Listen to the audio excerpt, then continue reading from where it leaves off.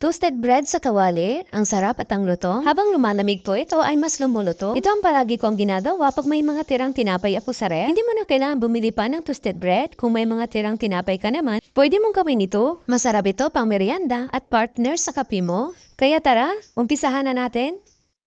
At dito, meron tayong 5 slices of bread. Kahit anong klaseng tinapay ay pwede po. Ilang araw na din kasi ito sa ref, sayang din naman. Hatiin lang natin sa dalawa itong ating tinapay.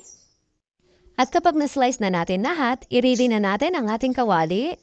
At dito sa ating kawali, maglagay lang ng konting butter. Kung wala pong butter, pwede naman po ang margarine.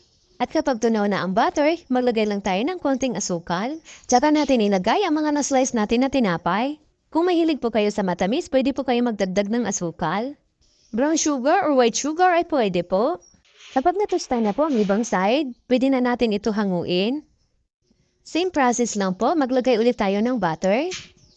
At kapag tunaw na, lagyan lang natin ng asukal. At ilagay natin ulit ang tinapay yung kabilang side naman. At hintayin na lang natin na matusta or mag-golden brown ang ating mga tinapay. At kapag okay na, pwede na po natin ito hanguin. Napakasarap talaga nito at ang lutong. Kaya paborito ito ng mga chikiting. At ayan na po, may masarap na tayong toasted bread sa kawali. Kung gusto niyo ng pangmerienda na madalian, pwede niyo gawin ito.